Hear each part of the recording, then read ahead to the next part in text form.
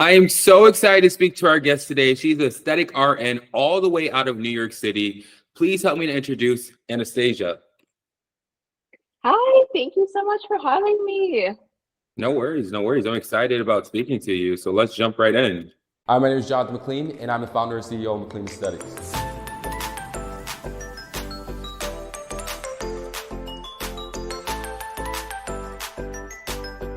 Welcome to the dark side. Let's go.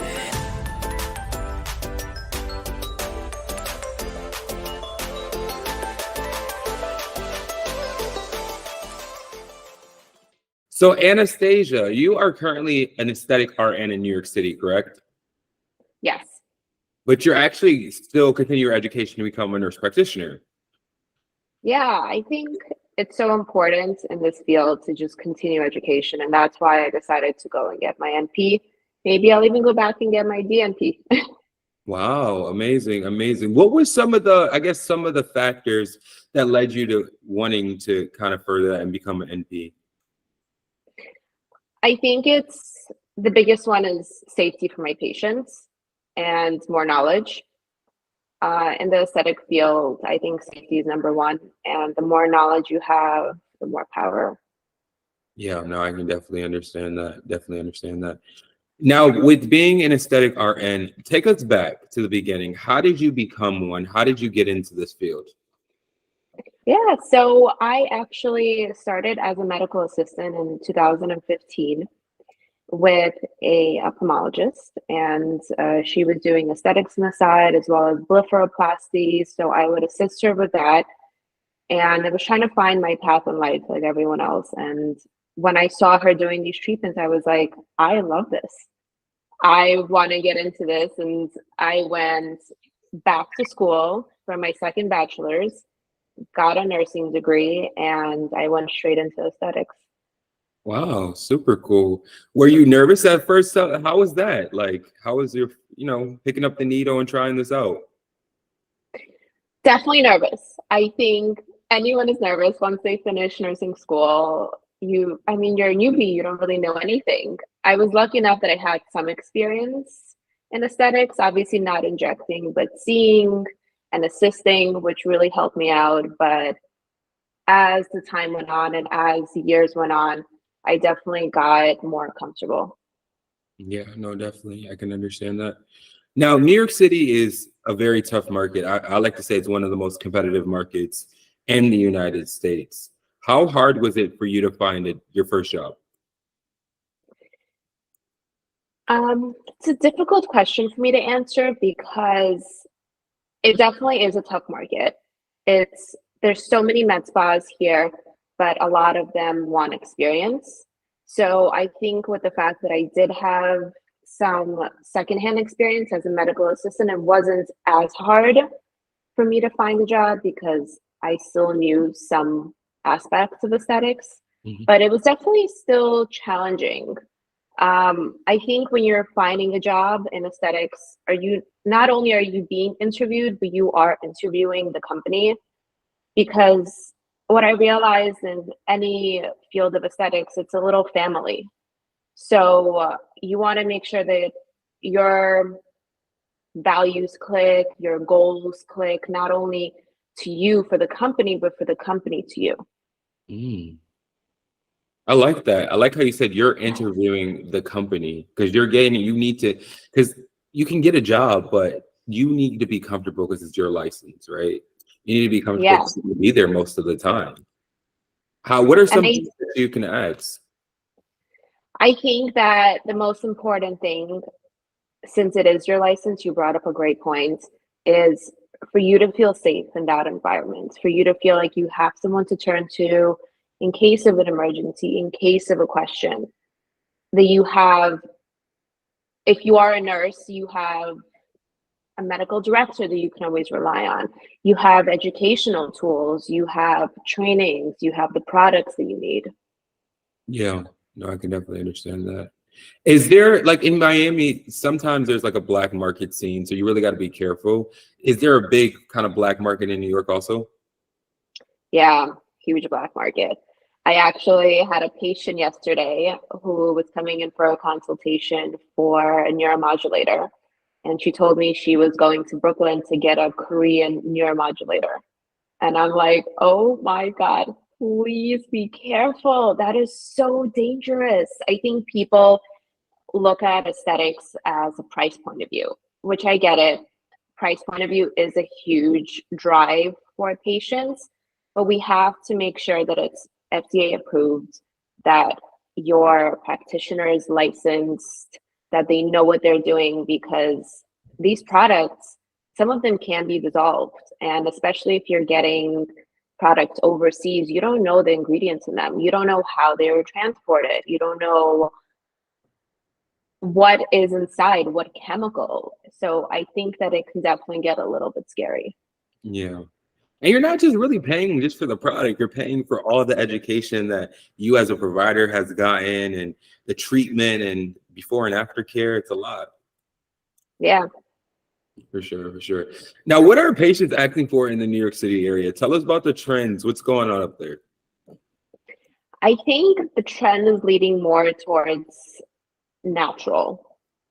People want to be enhanced, but they don't want someone to look at them and be like, oh, I know you've got your work done. They want to keep them guessing.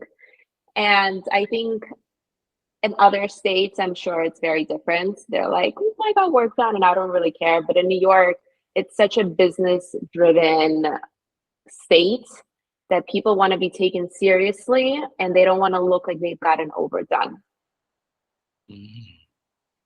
That's a really good point that you made, because honestly, when I first got into the aesthetic industry, that's all I used to hear. In New York, they get it done, but they want it very like subtle. No, they don't want anybody to notice. And in Miami, they want big and over. They want everybody to notice. So I can definitely understand that for sure, for sure. Yeah. So tell us a little bit about the patients. I want to talk about patients. So patients come in, you have to build a patient following. I know a lot of companies hire, if you have your own patients that's going to follow you.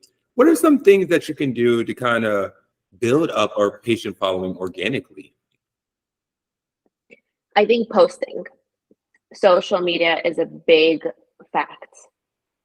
factor in our industry. Instagram, TikTok, those are the two biggest platforms. I think that if you're consistent posting, post every single day, make videos, get your name out there. Talk about what you've done. Just get on the camera and make it happen, because it might feel a little bit unnatural in the beginning and a little weird. Get out of your comfort zone.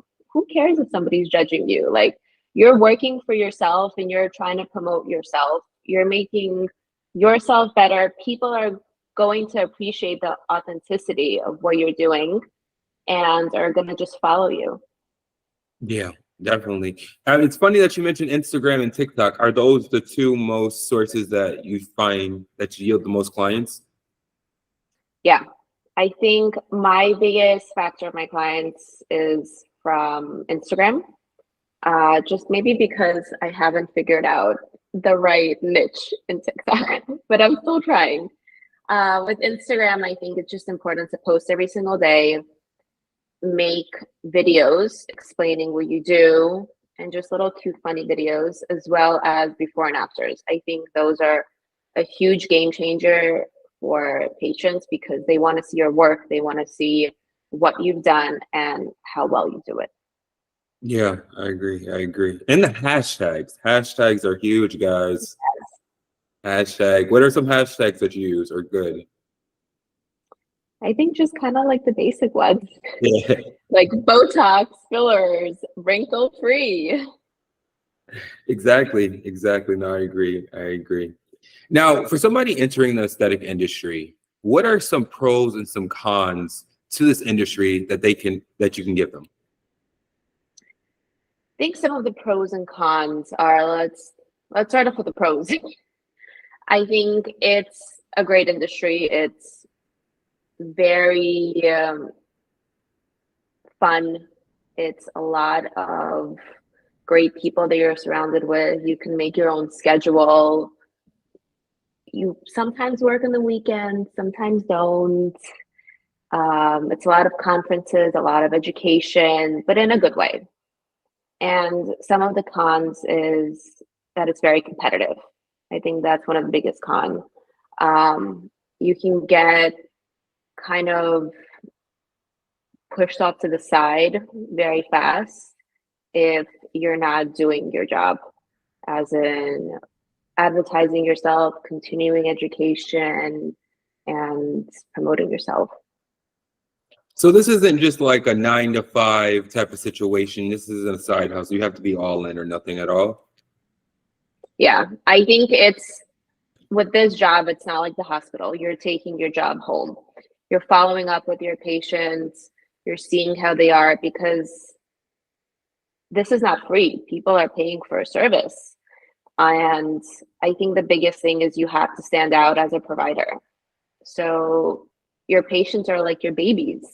You have to make sure that they're doing well. You have to, kind of walk them through everything. So you're making a very good point that I would love to touch on a little bit more. So you're saying like you have to give that upgraded service because people are paying outside of their pocket, right? If you just give the normal service, nobody's going to come back. Yeah, I think that is the biggest key in aesthetics, is that people are trying to feel good. Not only are they trying to get out of your chair and look as best and feel more confident, but they want to feel special. So they want to come into the office. They want to ask if they want still or sparkling water. Can we hang up your jacket? It's a nice, cozy feeling. It's not like you're coming into a doctor's office and you're just like, sign in here, have a seat, wait for 45 minutes. Definitely not like that here. Yes, for sure. What about you as a provider? Do you have to be maintained a certain way to really present that image? Yeah, I think as a provider, you're the first thing a patient sees. So if you don't look good and you look like a mess, I don't know if patients are going to want to come back to you. I actually have a really funny story. When I was younger, I was coming in for like a chemical peel or something with my mom because I had bad cystic acne. And my mom goes, Anastasia, you cannot go to this provider. I'm like, why? She's like, she looks like a mess. How is she going to make you look better if she looks like a mess herself? And I'm like, you are so right. You're not going to go to a nail lady and she's going to have terrible nails. Yeah, no, exactly. They always say, I always think of that meme where like, if your lawyer has shoes like this or your lawyer looks like this, you are going to lose that case. And that goes with every industry, right? If you go to a dermatology or aesthetic practice and they don't look the part, you're not going to want to go and see them. Yeah. For sure. Now, I've been seeing in the news so many celebrity skincare. It seems like everybody's coming out with the skincare line. John Legend, Kim K, J-Lo, everybody. What are your thoughts on all these celebrity skincare lines? I haven't tried any of them, so I can't say if they're good or bad. I love my medical grade skincare. I love my Elastin. I love my Skin Medica. My holy grail is my TNS. I really do swear by them, and I actually recently started to transition my husband into medical grade skincare because I was like, we got to do this. Why is that so much better than the stuff you buy over the counter? I think that they were formulated in a way to actually help you. A lot of these other skincare companies, they kind of put on a mask. Think about it that way, right? They make you look good for a couple of hours, but they don't actually help your skin rejuvenate. They don't help your skin kind of form together or hydrate or help the wrinkles. It's kind of like a facade that the skincare is putting on for the first couple of hours, but it's not actually doing anything for you in the long run. Gotcha. Because it's not penetrating deep enough. Yeah, and the chemical formulations are not up to par. No, I can definitely understand that for sure. Now, I wanted to talk about training because you brought up a good point also, right? You know all this stuff because you have been training and learning. Ideally, how much should you be spending, or how many trainings should you be taking a year? I think that really depends on the provider. Yes. The more trainings you can get in, the better. But we all know that the trainings in the aesthetic industry are definitely pricey.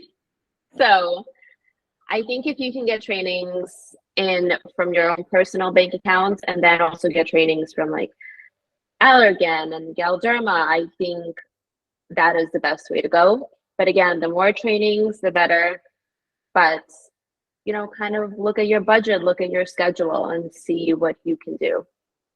How do you pick the right one to attend? Because I know, like, especially people that are newer in the industry, like, I don't know where to invest my money in. Like, how do you know which ones you should attend? I think that's a good question. There are so many trainings out there, and I think following different injectors and to see the trainings that they go to, that's probably the best way to start, because you can get lost. There's so much information out there, different conferences, different trainings. I think figure out the injectors that you like, the people that you mentor with, the people that you follow, the people that you aspire to, and see the conferences and the trainings that either they're speaking at or they're going to. Like, for example, Dr. Subio is having an amazing training in Philly in September that I really want to attend. And obviously look at the people that are going to be speaking there. If that's an interest to you, you should try to attend and try to see how you can make it out there.